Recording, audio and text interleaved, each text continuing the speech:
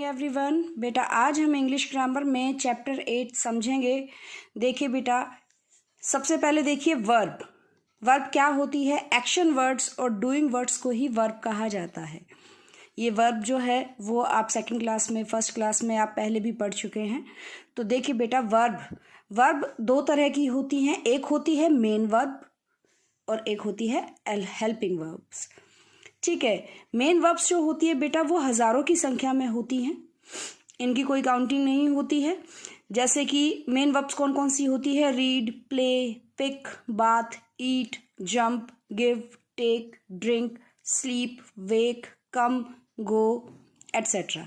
तो इनकी कोई काउंटिंग नहीं है, ये हज़ारों की संख्या में होती हैं। और जो हेल्पिंग वर्ब्स होती हैं इनकी संख्या जो है वो कम होती है, इनको याद रखना भी आसान होता है। फॉर एग्जांपल जैसे is, am, are, was, were, has, have. तो हमारा जो आज का मेन टॉपिक है वो ये है हेल्पिंग वर्ब्स। तो इसके बारे में हम समझेंगे। देखिए बेटा, आगे हम अपना टॉपिक स्टार्ट कर रहे हैं हेल्पिंग वर्ब्स, जिनको बोला जाता है सहायक क्रियाएं। देखिए बेटा, सबसे पहले वर्ब्स की क्या डेफिनेशन होती है? डूइंग वर्ड्स और action words are called verbs. काम करने वाले शब्दों को वर्ब्स कहा जाता है, क्रियाएं कहा जाता है। इनको मेन वर्ब्स भी कहते हैं। For example sing, played, finished, eaten etcetera. Helping verbs क्या होती हैं? Helping verbs are used before verbs that end in ED और आईएनजी। जो हेल्पिंग वर्ब्स हैं वो वर्ब से पहले लगाई जाती हैं और इनके लास्ट में या तो ईडी लगता है या फिर आईएनजी लगता है। हेल्पिंग वर्ब्स, इस चैप्टर में हम किस किस हेल्पिंग वर्ब के बारे में पढ़ रहे हैं? Is, am, are, was, were, has, have. एक एग्जाम्पल देखिए, Neha is studying in her room. Neha अपने कमरे में पढ़ रही है। तो यहाँ पर देखिए इज आया है। इज क्या हो गया? हमारा हेल्पिंग वर्ब। ये देखो, इसके नीचे हेल्पिंग वर्ब लिखा हुआ है। और ये क्या है हमारा? ये हमारी मेन वर्ब है, स्टडी। ये देखिए, ये स्टडी है, ये हमारी मेन वर्ब है। और स्टडी के पीछे क्या यूज किया हमने? ING।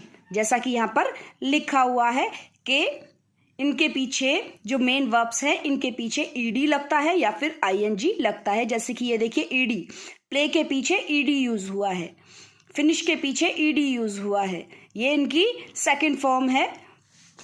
आगे देखिए बेटा, एक और एग्जांपल देखिए, grandfather was praying in his room. दादाजी अपने कमरे में प्रार्थना कर रहे थे। देखिए, वाज क्या है? हमारी हेल्पिंग वर्ब, ये दिखाया हुआ है। और प्रेइंग क्या है? हमारी मेन वर्ब है। प्रे के पीछे ING लगा दिया है कि वो क्या कर रहे थे, काम क्या कर रहे हैं? प्रार्थना करने का।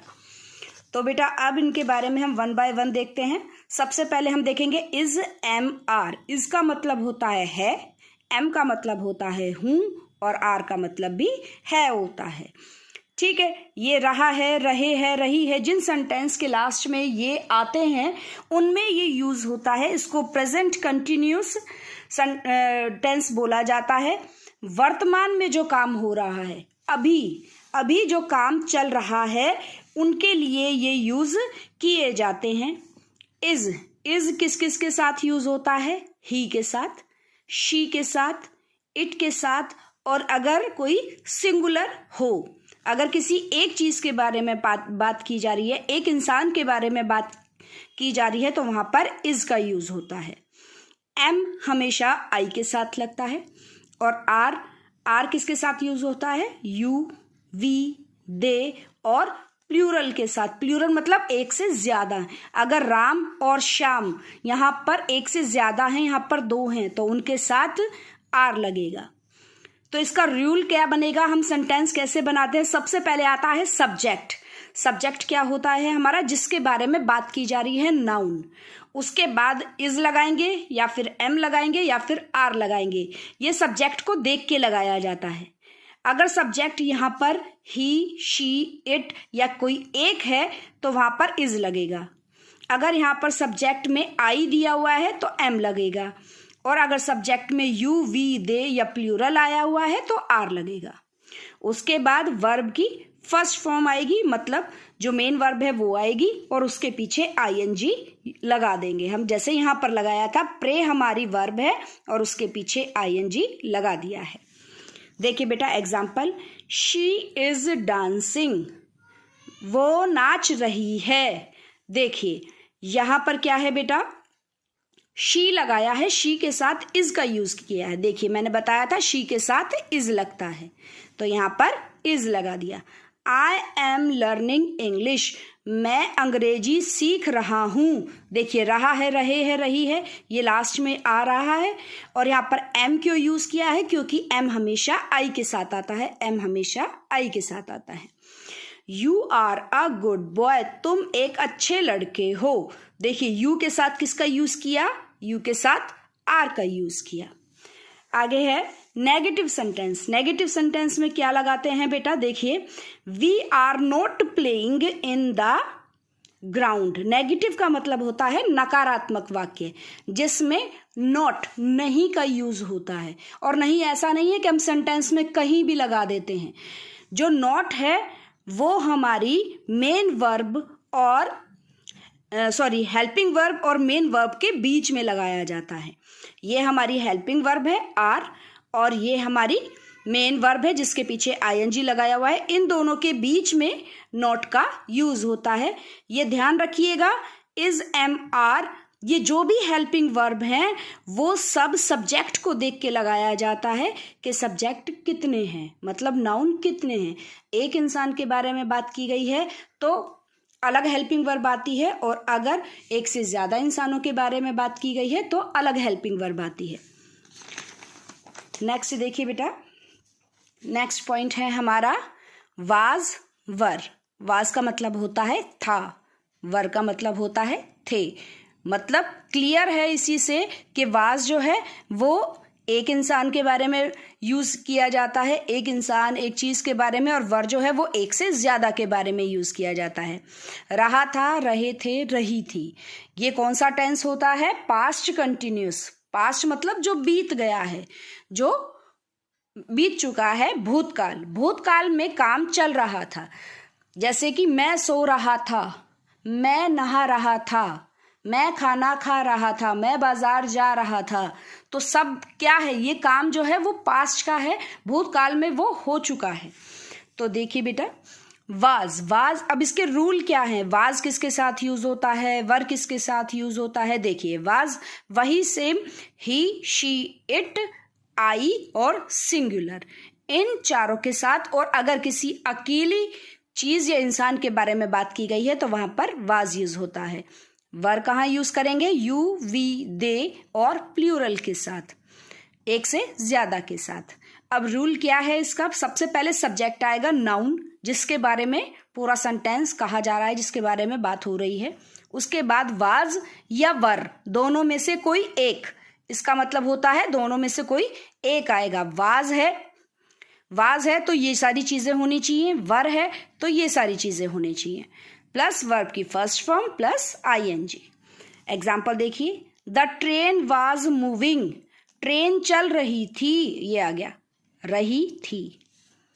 द ट्रेन, ट्रेन कितनी है, एक है, इसलिए देखिए सिंगुलर है तो सिंगुलर के साथ क्या लगता है, वाज, तो इसलिए यहां पर वाज लगाया। फिर मूव, मूव हमारी वर्ब की फर्स्ट फॉर्म है और उसके पीछे क्या यूज किया, आईएनजी। दे वर थिंकिंग, वे सोच रहे थे। दे मतलब वे, मतलब वो एक से ज्यादा हैं, तो एक से ज्यादा है उनके साथ क्या यूज होगा, वर लगाएंगे। दे वर थिंकिंग, थिंक हमारी वर्ब की फर्स्ट फॉर्म हो गई और प्लस में हमने आईएनजी यूज किया। इसमें नेगेटिव सेंटेंस कैसे बनता है, नकारात्मक, जिसमें हम नॉट का यूज करते हैं। सेम है रूल इसका, सबसे पहले सब्जेक्ट आएगा, उसके बाद हेल्पिंग वर्ब और मेन वर्ब के बीच में नॉट का यूज करते हैं। ये हमारी हेल्पिंग वर्ब है, और वेट वर्ब की फर्स्ट फॉर्म प्लस आईएनजी, ये हमारी मेन वर्ब है। We were not waiting for Sam, हम सैम का इंतजार नहीं कर रहे थे, इसमें नहीं आ गया तो ये हमारा नेगेटिव है। नेक्स्ट है बेटा हमारा हैज, हैव। इसके कई मतलब होते हैं। हैज़ हैव का है कि मेरे पास है, ये भी हो सकता है, लिया है, गया है। इन तीनों के हिसाब से मैं आपको एग्जाम्पल बताऊंगी। देखिए, सबसे पहले हैज़ किस किस के साथ यूज होता है? ही, शी, इट और सिंगुलर के साथ। ये बेटा सिंगुलर, मतलब हैज़ के साथ ही, शी, इट और सिंगुलर यूज होता है। सिंगुलर मतलब अकेला।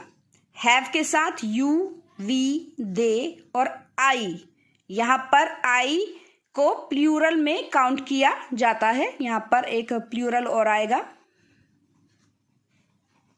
ठीक है बेटा, यू, वी, दे, आई और प्लूरल के साथ हैव यूज होता है। रूल क्या है इसका? सबसे पहले सब्जेक्ट हमारा नाउन जिसके बारे में बात की गई है, प्लस हैज या हैव, दोनों में से कोई एक सब्जेक्ट के अकॉर्डिंग। सब्जेक्ट हमारे कितने हैं उसके अकॉर्डिंग हमारी हेल्पिंग वर्ब लगती है, प्लस में वर्ब की थर्ड फॉर्म। देखिए एग्जाम्पल, यहाँ पर वर्ब की थर्ड फॉर्म लगेगी, यहाँ पर आईएनजी यूज नहीं होगा। ठीक है, देखिए एग्जाम्पल, आई हैव 2 पेंसिल्स। मेरे पास 2 पेंसिल हैं। ये मैं पास है, इसके एग्जाम्पल आपको बता रही हूं। मेरे पास 2 पेंसिल हैं। She has red sari. उसके पास लाल साड़ी है। ठीक है, नेक्स्ट है लिया है। इसके एग्जाम्पल देखिए, we have finished our work. हमने अपना काम कर लिया है। वी क्या है? प्लूरल है, तो प्लूरल के साथ हैव यूज हुआ। She has read the book. उसने किताब पढ़ ली है। शी क्या है? शी है हमारा सिंगुलर, तो सिंगुलर के साथ क्या यूज हुआ? हैज, क्योंकि यहां पर एक लड़की के बारे में बात की गई है। नेक्स्ट है बेटा गया है। गया है का एग्जाम्पल देखिए, द प्लांट हैज ग्रोन। पौधा उग गया है। तो प्लांट कितने हैं? 1 प्लांट के बारे में बात की गई है, सिंगुलर है, तो सिंगुलर के साथ क्या यूज हुआ? हैज यूज हुआ। आई होप आपको ये जो भी हैं टेंसेस हैं वो आपको समझ में आ गए हैं। आपकी ग्रामर में बेटा एक और टॉपिक है एडवर्ब का। अब वो देखिए, मैं एडवर्ब आपको